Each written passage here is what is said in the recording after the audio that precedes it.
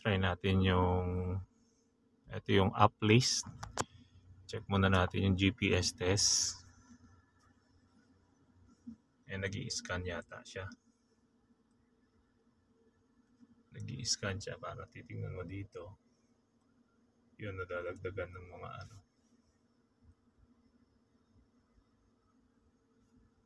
mga locations.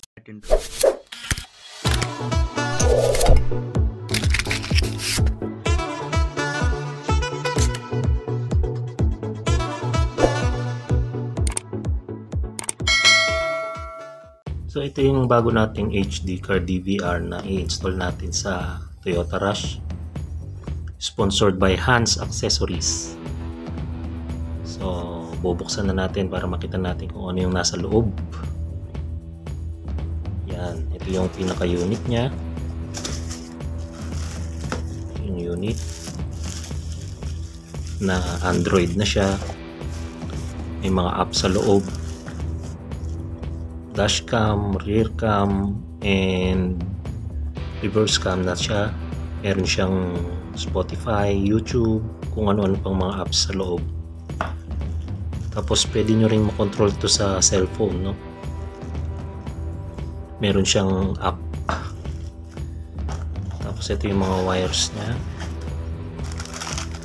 Ito yung sa reverse cam. Ito yung isasaksak natin sa unit. Tapos yung red wire is para doon sa trigger ng reverse. Ayan. Ito naman yung pinaka-cable niya. Itong dalawa ang nakasaksak doon sa 12 volts. Then ito is for ground. Ito ready, ano na siya. Kung may spare doon sa fuse box ninyo, isasaksak nyo na lang diretso. And yung GPS natin, ito global positioning system para doon sa navigation ready, and screws and double-sided tape, and of course yung manual niya,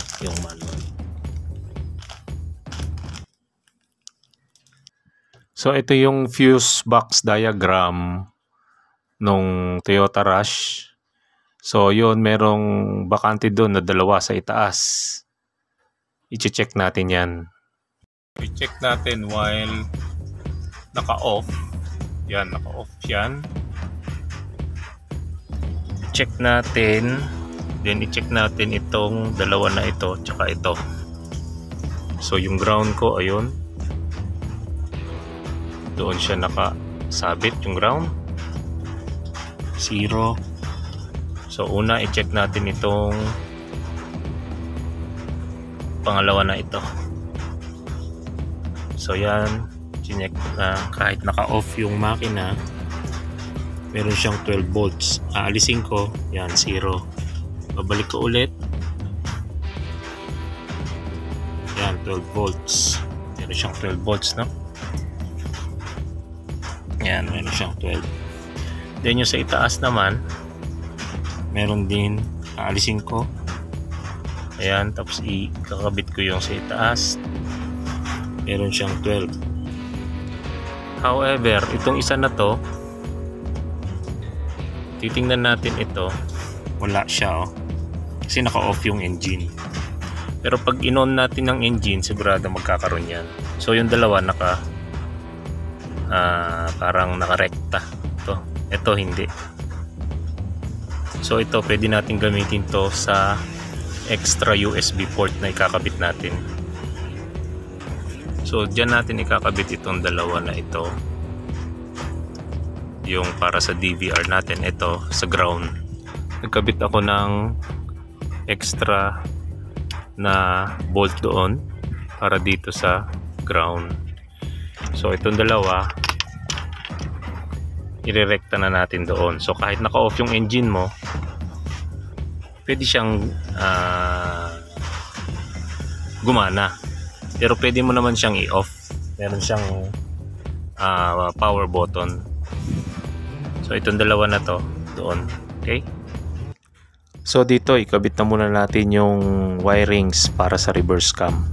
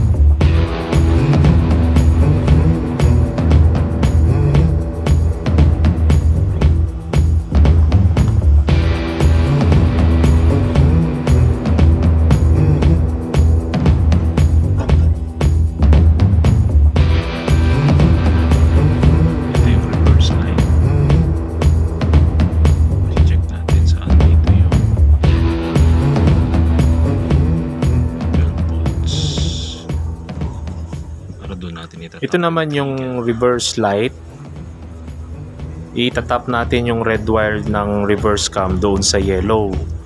Na-check ko na yan kanina na dyan yung may 12 volts doon sa yellow. Yung isang wire na katabi niya is ground.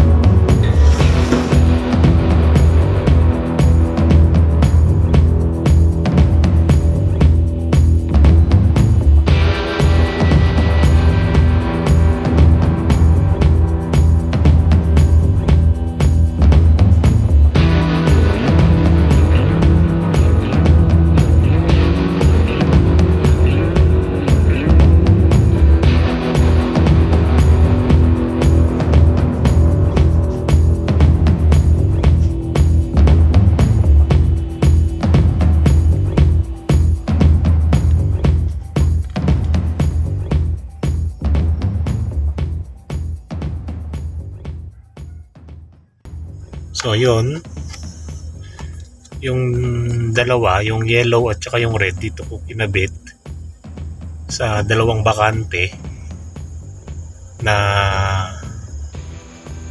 fuse slot dito. So yan, kahit naka-off yung engine, may power yan.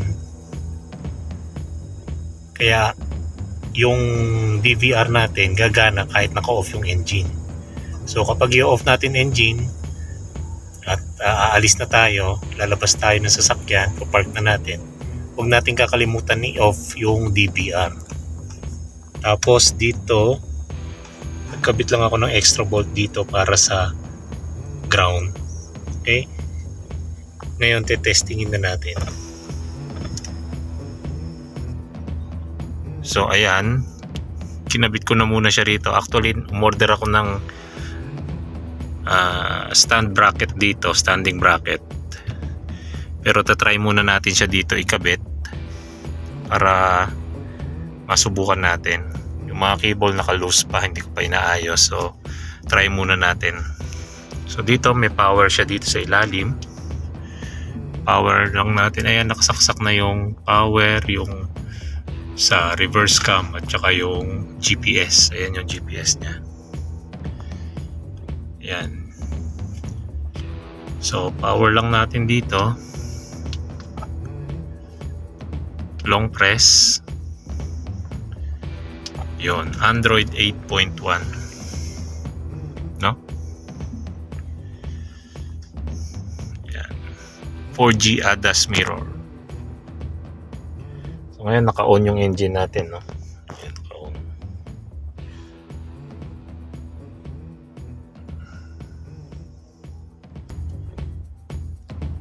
Tayin lang natin ng konti. Start na siya. So ayan, try natin, tingnan natin yung camera. Ayan yung camera. Pwede natin ano yan? Ito yung sa likod.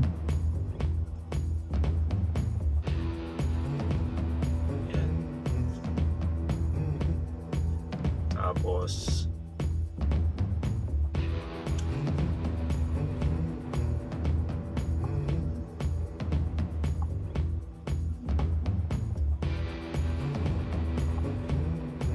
yan yung sa harap.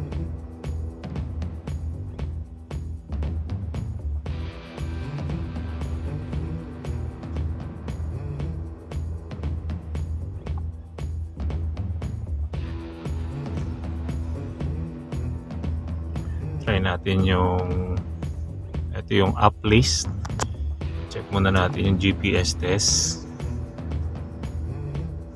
Yan, nag-i-scan yata siya. Nag-i-scan siya. Parang titingnan mo dito. Yun, nadadagdagan ng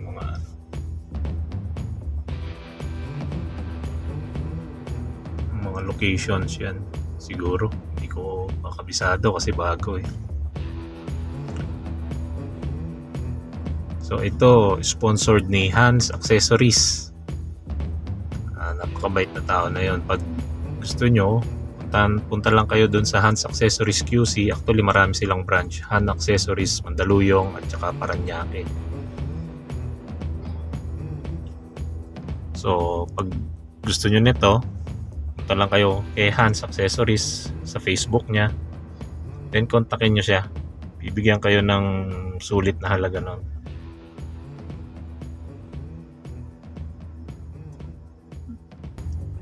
Check natin isa-isa. Ano ba itong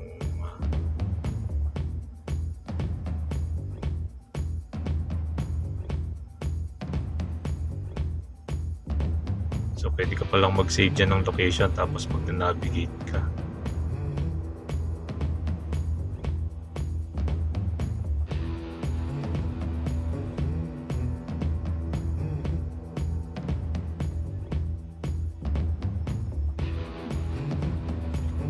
Siyang ganun. Ano ba ito? Hindi ko naintindihan ito.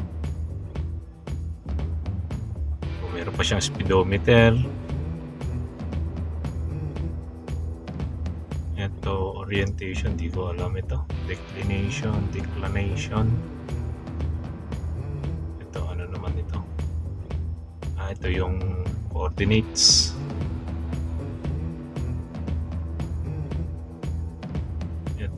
Ito yata yung mga save na. Tingnan natin yung 18. Heading device, North reference, hindi natin na lang kung ano itong mga ito. So punta tayo sa home. Tabi na muna natin yun. Tingnan natin sa navigation.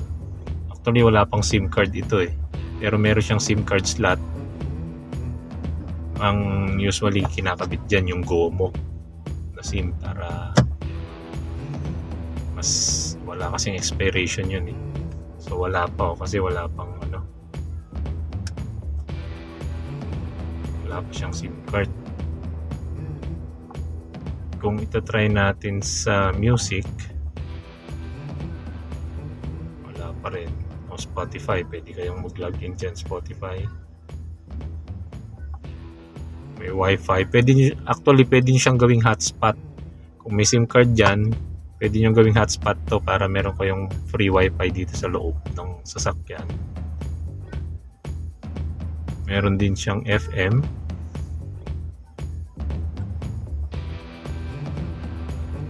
So yan yung mga laman niya. Ito yung DVR, yung pinaka camera. Kung gusto nyo tingnan nyo sa likod, click nyo lang yan. Ayan yung sa likod.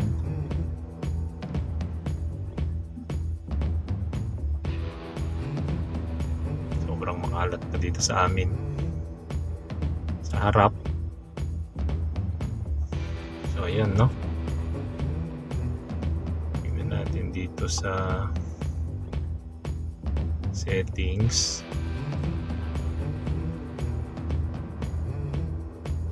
Ito yan yung hotspot nya. Pwede nyo i-on yung hotspot pala. Ayan yung hotspot na sinasabi ko, pwede nyo i-on tsaka i-off.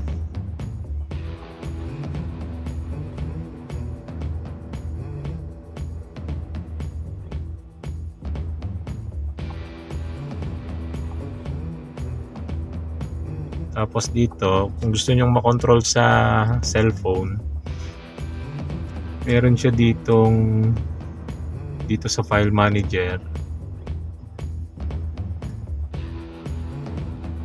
Meron siyang ano dito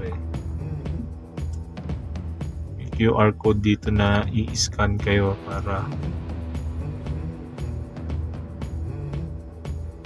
ma-download nyo yung app.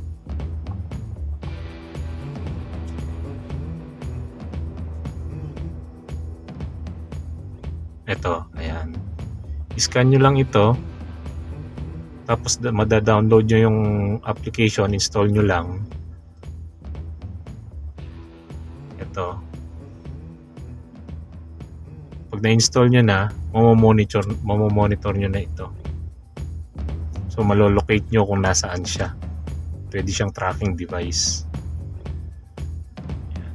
Hindi pa natin natatry Okay. So, pag ni-reverse natin, yan, lalabas na siya. Meron siyang lane assist. Tapos, kung gusto nyo namang patahin, halimbawa sa gabi nasisilaw kayo, isang press lang dito. Ayan.